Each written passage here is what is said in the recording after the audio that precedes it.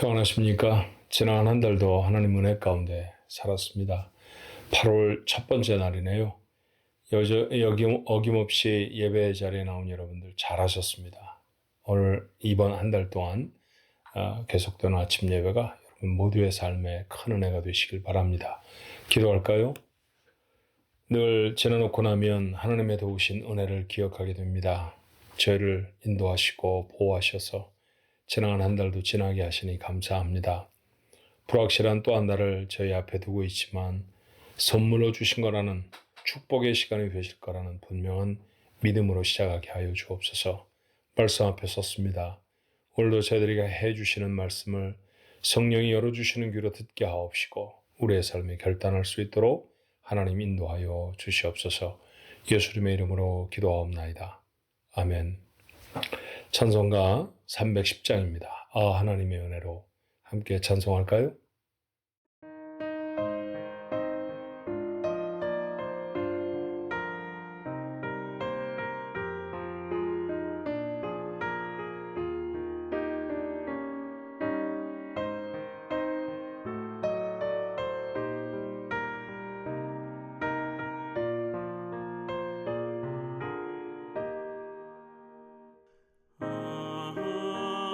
하나님의 은혜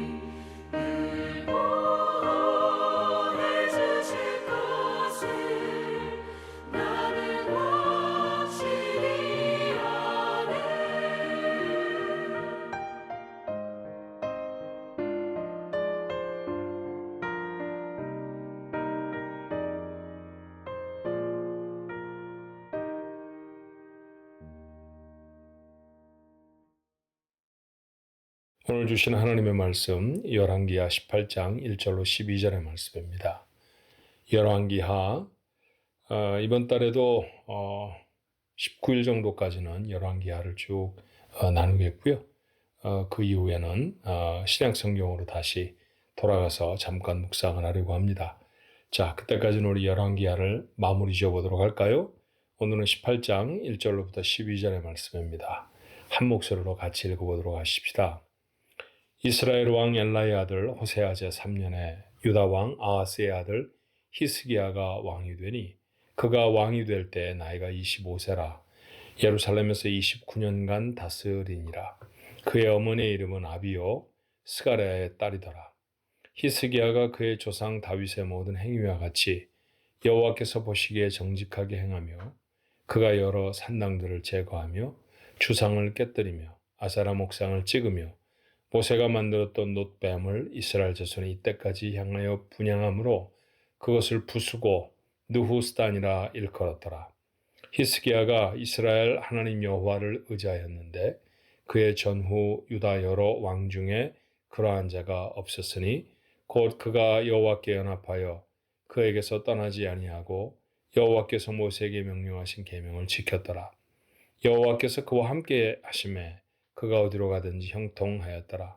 저가 아수르 왕을 배반하고 섬기지 아니하였고 그가 블레셋 사람들을 쳐서 가사와 그 사방에 이르고 망대에서부터 견고한 성까지 이르렀더라. 히스기야 왕 제4년 곧 이스라엘의 엘라의 아들 호세아 제7년에 아수르의 왕 살마네셀이 사마리아로 올라와서 에워쌌더라.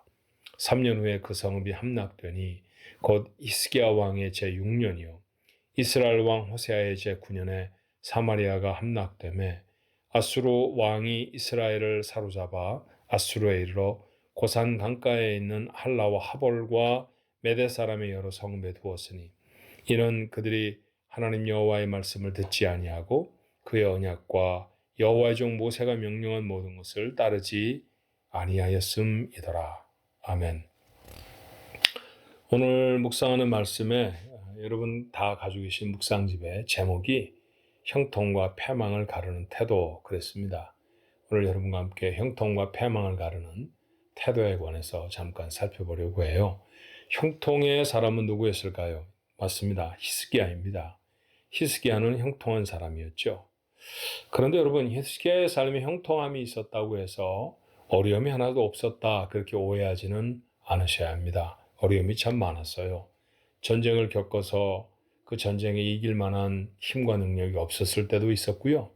개인적으로는 질병에 걸려서 죽음을 목전에 두었던 때도 있었습니다.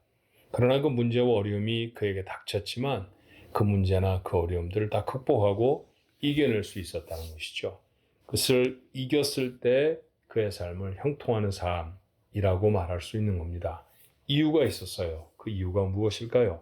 자, 3절의 말씀은 이렇죠. 히스기야가 그의 조상 다윗의 모든 행위와 같이 여호와께서 보시기에 정직하게 행하며 첫 번째는 여호와께서 보시기에 정직하게 행했다 했습니다. 조금은 피상적인 표현이라고 생각이 들어서 조금 직설적으로 바꿔보면 하나님의 뜻대로 행하는 사람이었다라는 것이죠. 하나님의 뜻대로 행하는 사람을 하나님은 정직하다 그렇게 말씀을 하십니다. 그가 어떻게 하나님의 뜻대로 행하였는지를 이후의 말씀을 통해서 우리가 오늘 보게 되지 않습니까? 산당을 제거하고 주상을 깨뜨리고 아사라 목상을 찍었습니다. 이스라엘 사람들이 별것을 다 섬겼던 것 같아요. 모세가 만들었던 놋뱀, 광야를 지나갈 때 갑자기 뱀이 나타나서 그들을 물었는데 그 뱀에 물리는 사람을 고칠 수 있는 방법이 없었죠. 그때 모세가 하나님 앞에 기도했고 하나님이 그에게 일러주신 대로 돛으로 뱀을 만들어서 장대에 매달아 달았습니다. 그리고 그 장대에 매달린 뱀을 본 사람들마다 살아나게 되어졌습니다. 놀라운 기적이었습니다. 하나님이 하신 일이었는데 이스라엘 일부 사람은 그때 만들었던 돛으로 만든 뱀이 특별히 신령한 것이었다 그렇게 생각했는지 모릅니다. 그걸 여전히 섬기고 있었다는 것이죠. 그래서 그것을 다 부숴버렸습니다. 하나님만 섬기도록 이스라엘 백성들의 시선을 하나님께로 향하게 해 주었던 사람이죠. 이렇게 하나님의 뜻대로 행하는 사람이었습니다. 두 번째는 5절에 있는 말씀이에요. 히스기야가 이스라엘 하나님 여호와를 의지하였는데, 이스라엘이라고 하는 나라, 유다를 통칭해서 하는 말이죠. 남왕국은 유다이고 북왕국은 이스라엘이었습니다만, 우리가 종종 구분 없이 북왕국도 남왕국도 다 이스라엘 그렇게 부르기도 합니다. 근데 이 나라들은 큰 강대국 사이에 껴 있었어요. 북쪽으로는 아수르라고 하는 나라가 있었고, 남쪽으로는 오랫도록 이집트, 애굽이라고 성경은 표현하죠. 그 다음에 동쪽으로는 바벨론이라는 나라가 일어나고 있었습니다. 그때 아직 바벨론이라는 나라는 크지 않았을 때이니까 아마도 이스라엘, 히스기야의 정치적인 입지는 아수르와 이집트 사이에 끼어 있었겠죠. 외교에 능하다라고 말하면 이 주변 국가들과 어떤 관계를 맺느냐라고 하는 것이 굉장히 중요했을 거예요. 그런데 이전의 왕들이 아수르에 사대하고 아수르 왕의 것들을 카피해 와서 하나님의 영광을 가리우고 우상을 회파하고 훼손시켰던 것과 다르게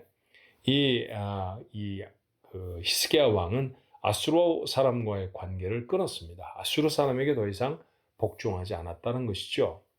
왜 주변의 열강들을 그의 편으로 끌어들이고 그들과 좋은 관계를 맺고 그들에게 의지하는 게 히스기야 왕에게 필요하지 않았겠습니까? 그렇지만 히스기야는 나라에 의지하는 것이 아니라 주변에 일어났던 큰 나라, 힘 있는 나라, 유명한 왕들에게 의지하는 것이 아니라 여호와 하나님께 의지했다라는 것이죠. 우리 주변에도 의지할 만한 것이 참 많습니다. 어떤 사람은 인맥에 의지하기도 하고요. 어떤 사람은 물질에 의지하기도 하고 자기의 경험이나 지식에 의지하기도 합니다. 그런데 우리가 정말로 의지해야 할 것은 하나님이시라는 거죠. 마지막 세 번째로 6절의 말씀이에요. 그가 여호와께 연합하여 그에게서 떠나지 아니하고 여호와께서 모세에게 명령하신 계명을 지켰더라.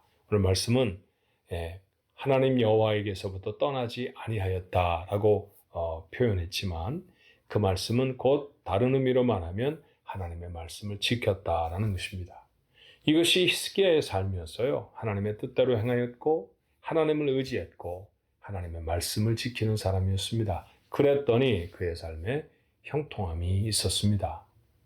그런데 패망한 사람도 있었죠. 9절 이하에 나타나는 북왕국 이스라엘의 마지막 왕 호세아라고 하는 사람이 바로 그 사람이었습니다.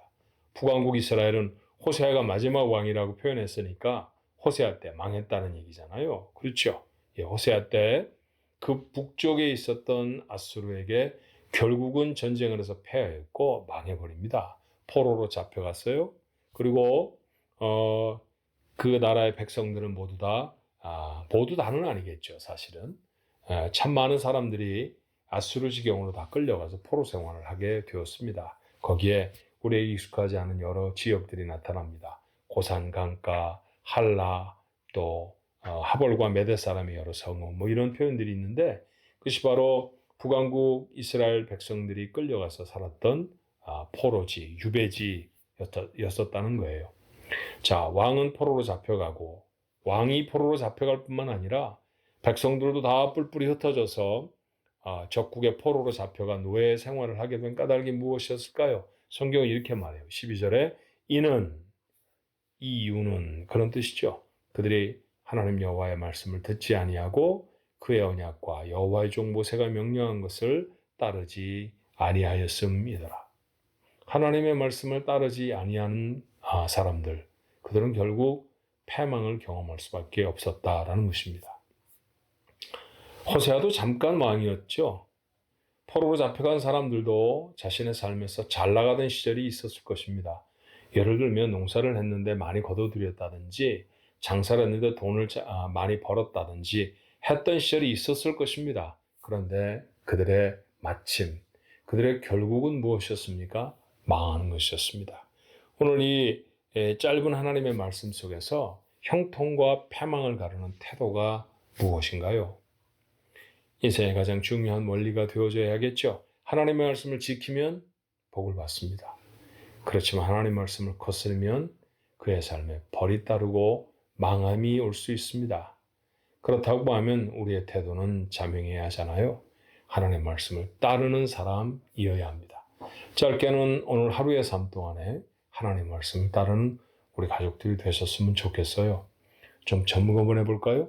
혹시 내가 하나님의 말씀을 따르지 않는 그런 삶이 있다고 하면 오늘 돌이킬 수 있었으면 참 좋겠고요. 그리고 오늘 이후에 8월 한 달 동안도 하나님 말씀을 잘 따라서 하나님 말씀을 따르는 사람에게 어려움이 있었지만 그 어려움을 극복하고 이겨낼 수 있는, 그래서 마침내 그의 삶에 형통케 되어지는 역사를 이루었던 히스기야처럼 그런 복된 삶을 살아가는 우리 가족들 모두가 되시기를 바랍니다. 기도하겠습니다. 하나님 아버지, 너무 잘 아는 말씀이지만 실천하기가 참 어렵고 때때로 잊어버리기도 하는 말씀입니다. 하나님 말씀을 잘 따르면 복을 받고 하나님 말씀을 거스리고 말씀에서 떠나면 결국 벌을 받을 수밖에 없다는 사실은 성경이 우리에게 말하는 자명한 진리이온데, 하나님, 오늘 히스기야와 호세아라고 하는 두 왕을 통해서 우리의 삶의 인생을 극명히 달라진 인생을 보여주시니 감사합니다. 형통과 패망을 가르는 인생의 태도, 말씀에 대한 태도입니다. 우리 가족들 모두가 다 하나님의 말씀을 듣고 하나님의 말씀을 따르고 지키는 삶이 되어지게 하옵소서. 오늘 한 날만이 아니라 8월 한 달, 아니 올해의 남은 기간 동안에, 우리의 일생의 남은 기간 동안에 하나님의 말씀을 잘 따라서 그 인생에 베푸시고 부으시는 놀라운 축복들을 자신의 것으로 하는 우리 가족들 모두가 되어지도록 하나님 인도해 주시옵소서. 예수님의 이름으로 간절히 기도하옵나이다. 아멘.